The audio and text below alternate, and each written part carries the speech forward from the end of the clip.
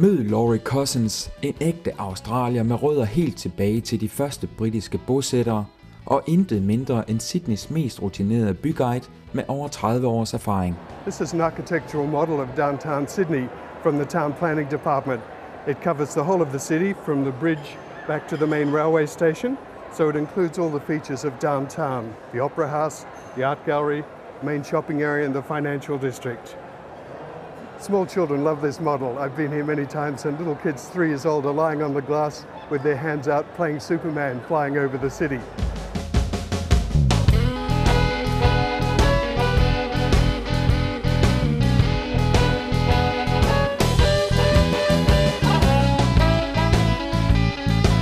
En rundvisning i Sydney med Laurie foregår på gåben og starter ved havneområdet i Sydney. This model shows Sydney Harbour and the area around Circular Quay when the Europeans first arrived.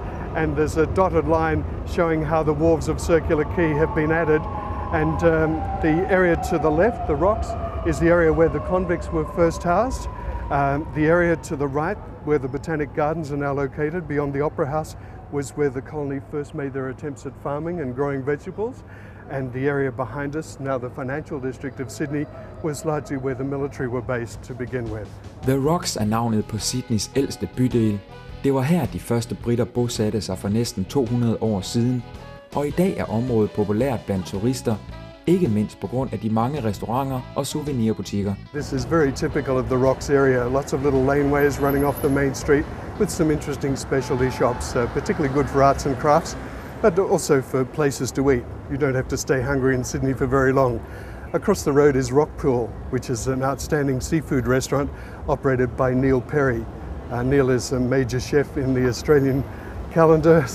He's also featured in television cooking shows and has his own books, and also works with some of the major airlines arranging menus for passengers coming to Australia.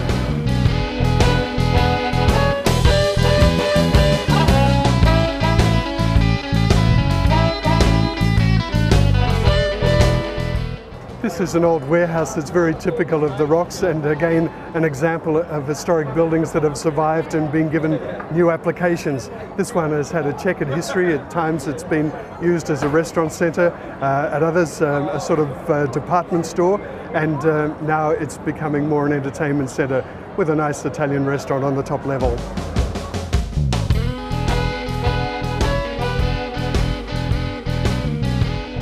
Argyle Street in the Rocks, and this really indicates why the Rocks got its name. You can see the depth of the sandstone here where the road has been cut through the top of the hillside. This was originally built as a service road to take supplies to a windmill on the other side of the peninsula. Above us, this bridge now is one of the main approaches onto Sydney Harbour Bridge, the main link between the north and south side of the harbour.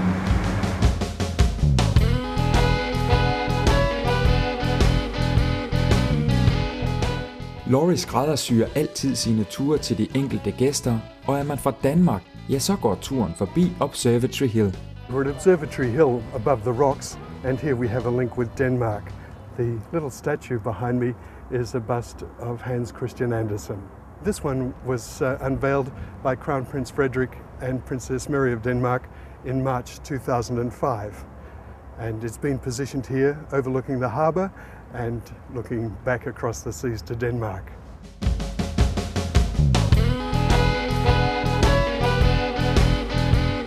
Og er man sidst på eftermiddagen klar til lidt hjemmebrygget australsk øl, ja, så kender Laurie de helt rigtige steder. This is the Lord Nelson, and it's one of many popular historic pubs in the Rocks area.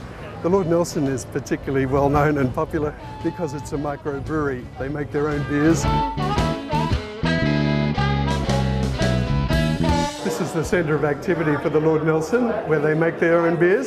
Very natural processes, and I think it's a nice atmosphere here that many visitors would enjoy as well as the locals do. En guided tur med Laurie Cousins er den perfekte måde at starte sit ophold i Sydney på. Han viser Sydneys skjulte højdepunkter og elsker at dele sin viden med gæsterne. This is another treasure of downtown Sydney, the Queen Victoria Building. Beautiful shopping arcade. The building itself is more than 100 years old. It was restored about 15 years back by a Malaysian corporation, and now it's a real showplace of downtown Sydney. More than 100 specialty shops and boutiques, some nice little cafes, places for a relaxing cup of coffee or a quick meal, and a very popular place with locals and visitors.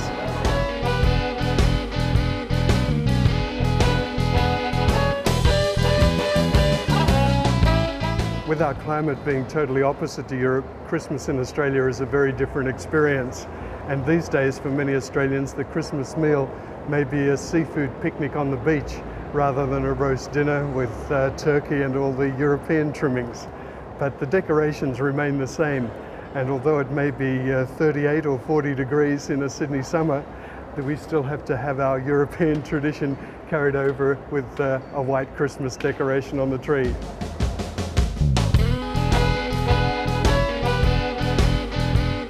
I hope you have a chance to come and enjoy Sydney and take back happy memories to Denmark. Bye.